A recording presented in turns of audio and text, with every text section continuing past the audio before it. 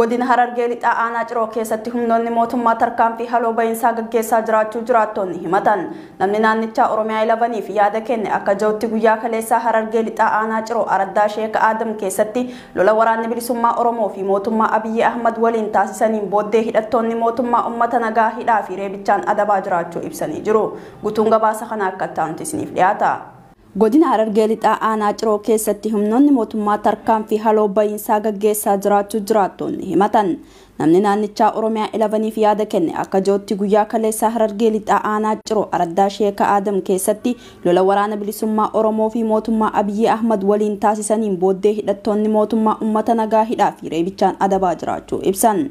Tarkaanfii gaafa muddee 20 takkaa woboon fudhate kanaan milishaan tokko kan wareegame yoo ta'u taateen kun raawwatamuu kaasee hidhattoonni mootummaa meeshaalee waraanaa gurguddaa waliin naannicha qubsiifamuun uummata rakkisaa jiru jaan. Namni odeeffanne kun akka jirutti tarkaanfiin kun osoo waraana mootummaa kana irratti hin fudhataminiin duratti milishootaa fi humni addaa poolisii Oromiyaa waliin ta'uun konkolaataa paatroolii tokko guutanii gaara naannichatti dhiyoo jiru hunda keessatti sakatta'iinsa gaggeessaa turuu kaasan. Eega tarkaanfii waraana bilisummaa Oromoon tikoota mootummaa kunneen irratti fudhatameen booda uummata nagaatti as deebi'uu waraana bilisummaa Oromoo waliin hirta qabdan nyaachiftanii obaasaa jirtan maqaa joon lammiilee nagaa dhimma kana keessaa qooda kamuu hin qabne shororkeessuu dubbatu. Godina Harargee lixaa aanaa Ciroo Araddaa Sheek Adam bakka jedhamtutti waraana bilisummaa Oromoodhaa humna addaa fi poolisii milishaa waliin ta'anii paatrooliin socho'aa turan hatteetti hidhee milishaa tokko ajjeesee kaanis madeesse. Akkasuma guyyuma sanii guyyaa kaleessaa jechuudha aanaa Xuulloo Araddaa tokkummaa bakka jedhamtutti humna addaa milishaa poolisii waliin socho'aa jiranii waraana bilisummaa Oromoo maqaa sakattaa shanee jiru bobbaatee irratti haleellaa baneen kanaan wal qabatee agartee maqaa sakattaa waraana bilisummaa Oromoo joonii maqaa shanee soorti joonii uummata nagaa dararuu uummata hidhuu agartee qabeenya namaa saamuu waan kanaa jira jechuudha. Waraanni Abiyyi Ahmad hidhachiisee naannicha qubsiisee kun badii tokkoon alatti hawaasa nagaa ilmaan keessantu bosona jira jechuun lubbuu lammiilee galaafachaa turuu fi dabalataan qe'ee fi qabeenya isaanii ibiddaan barbadeessu Oromiyaa 11 jiraattota irraa mirkaneeffachuun gabaasaa turuun ni yaadatama. Gochaawwan suukanneessaan shakkii waraana bilisummaa Oromoo waliin hirata qabdan joon aanaalee akka Mi'eessoo Asabootii fi aanaa Gumbii Bordoddee fi aanaa Ciroo keessatti maatii sabboontootaa irratti xiyyeeffatamu yeroo adda addaatti raawwatamaa jira. Haaluma wal fakkaatuun godina Harargee ba'aa aanaa Xuulloo Araddaa tokkummaa biraa keessattis mootummaan uummata nagaa irratti hidhaa fi saamicha reebicha cimaa raawwachaa jiraachuu ibsan. Namoonni guyyaa guyyaan hidhattoota mootummaan shakkii woboo deeggaraa jirtan joon hidhamanii fi reebaman kunneen qotee bultoota ta'uu fi hojii dhuunfaa isaanii hojjechuun maatii isaanii jiraachisuun alatti nama siyaasaa kamuu keessaa qooda hin qabne ta'anillee badii tokkoon ala Oromoo ta'uu isaanii qofaan yakkamtoota ta'uun rakkifamaa jiraachuu himatu. Jiraattonni kanaan dura naannichaa dubbisaa turre akka nuuf ibsaa turanitti Harargee ba'aa aanaawwan akka Xuulloo Baddannoo aanaa Guraawaa keessa sochii waraana bilisummaa Oromootu jira maqaa jedhu ka'umsa godhachuun dargaggoota abbootii maatii fi manguddootaas adamsanii hidhuun cinaatti lubbuu namoota nagaa tikoota mootummaan dabraa akka ture gabaasuun keenya ni yaadatama. Oduu keenya jalqabaatiin ajjeechaa waraanni faannoo Amaaraa godina Wallaggaa ba'aa aanaa Giddaa Ayyaanaatti raawwatanii lubbuun dargaggoota 6 galaafatame. Naannichatti yakkoota ajjeechaa Oromoota irratti gaggeeffamaa jiru hordofee raayyaa ittisa biyyaa fi hidhattoota humna addaa Oromiyaa jidduutti walitti dhukaasni taasifamu jiraattonni Oromiyaa 11tti himan. Guutuun gabaasa kanaa Gammachiis Magarsaatiin isiniif dhiyaata.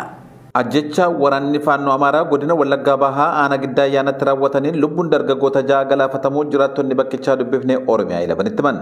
Naannichatti yakkoota ajjechaa jiraattota Oromoo irratti gaggeeffamaa jiru hordofee raayyaa ittisa biyyaa fi hidhattoota humna addaa Oromiyaa gidduutti walitti dhukaasni taasifamus jiraattonni dabaluudhaan nuuf himanii jiru. Sababni ijoolleen Oromoo kun jechaadha. Gaafa dhaqanii reeffuma gaafa kaasuuf akkas dhaqanii iddoo tokkotti arganillee baay'ee wal dhaabu. Warri kun maali aasaa maaf hin tolu gammee baay'ee mati jibbisiisaani. Isaan suni haa jiraatanii waan sin godhan hin qabani. Shanee siin bitee malee amma sin ittiin jiran warri makalaaqiyaa.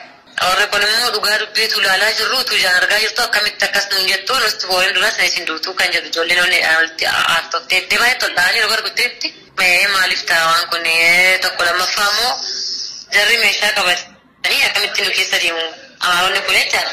Meeshaa hidhatanii eenyu meeshaa hidhatee akka hin deemne tokko lammaffaa immoo kan godhe isaanidha. Jarri kun immoo dhugaa ma jiru jallisanii tu namni argotu miidiyaan meeqa biyya isaa jiru lakki hamaaratu kana sin godhe shaneetu kana sin godhe jedhu dagalaqa shanii uummatanii fatuun jechuun akka namaatti ilaalan bari sa'aatii abbaan irraa du'ee inni dhalli jalaa du'ee uummanni boo'ee waan jedhu isaan akka ilaalchaatti hin ilaalani. Naa ijoolleen xinnootti isaanitti dhaga'aman immoo nama aarsa kun eenyumaan nama meeshaa baatee jiru nama meeshaa hin baanne iyyuu naarsa. Biyaas uummanni keenya erga dhaamee erga buqqa'ee erga du'eetii ilaalcha akkasii fi yaadni akkasii turoomanii jedhamus hin godhamus ittiin jedhuuni. Ragoliin ijaa bakkicharraa odeeffannee akka nutti manitti muddee 20,2022 guyyaa dheengaddaa hidhattoonni faannoo Amaaraa lubbuu qeerroowwan Oromoo 6 haala suukanneessaan ajjeesuus nu kaasanii jiru. Dargaggoonni Oromoo ajjeefaman kunneen Guttin irraa ka'uudhaan gara magaalaa Naqqamteetti imaluuf jecha baajaajii koruudhaan itti dhiyeenya magaalaa Angar Guttinitti kan argamtu Ukkee bakka jedhamtutti osoo deemaa jiranii mandara 10 bakka jedhamutti ajjechaan kan irratti raawwatame ta'us nuuf kaasanii jiru. Jiraattuun bakkichaa bilbilaan odeeffannee akka nuuf ibsitetti dargaggoonni kunneen qormaata biyyaalessaa kutaa 12ffaa qoramuuf jecha Naqqamteen deemaa osoo jiranii hidhattoonni faannoo mandara 10 kan jedhamutti baajaajii dhaabuun keessaa buusanii akka looniitti ciibsanii qaluun ajjechaa suukanneessaa irratti raawwachuu akkas jechuun dubbatti. Barattoota ijoollee 12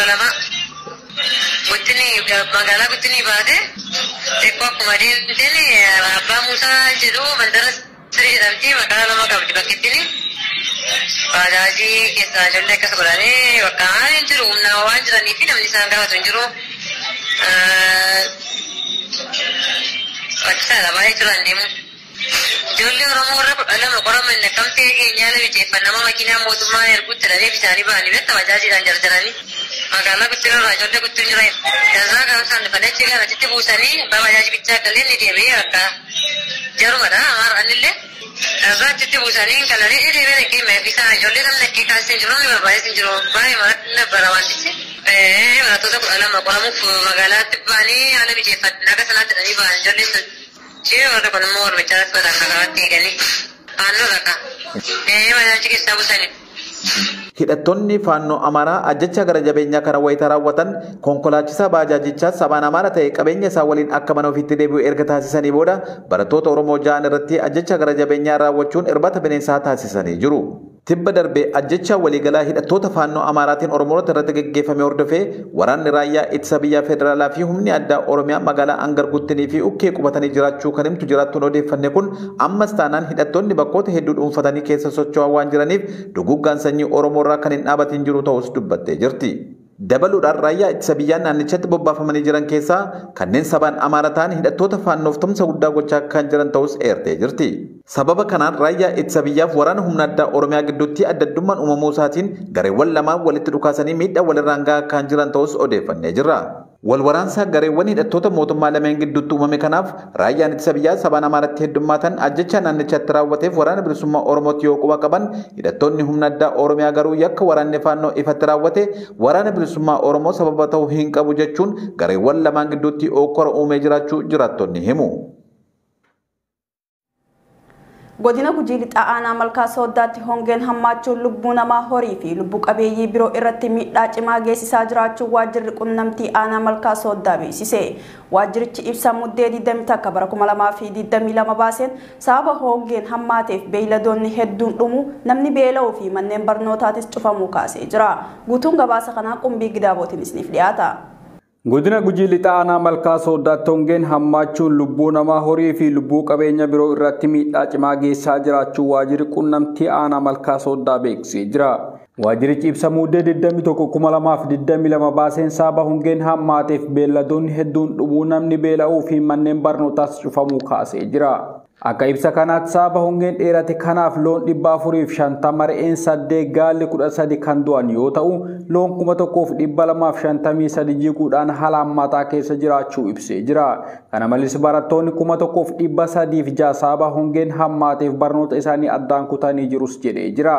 Manneen barnootaa 3 mana barumsa kennoo mana barumsa mi'eessaa fi mana barumsa meexxii sababa hongeen hammaate kanaaf cufamee jira jechuudhaan waajjirichi karaa feesbuukii isaatiin maxxansanii jiru. Ittuma fufuunis namoota hongee kanaan miidhamanii jiran akka dubbisnetti sababa hanqina roobaan horiin keenya nurraa dhumuudhaan nutis beela hamaaf saaxilamnee barattoonni keenyas barnoota addaan kutanii amma gara lubbuu keenyaatti deemaa waan jiruuf qaamni dhimmi ilaalu gargaarsa gahaa beelladoota isaanii fi isaaniifis akka taasisan gaafatanii jirus jedhee jira. Jiraataan naannichaa Oromiyaa 17 kana dubbise rakkoon hongee hammaataan akkuma godina Gujii lixaa Gujii bahaa fi Booranaattuu deebi'ee cimee jiraachuu himuudhaan gargaarsi karaa mootummaa fi mootummaatiinis uummata kanaaf godhamaa jiru akka hin jirres kaasee jira.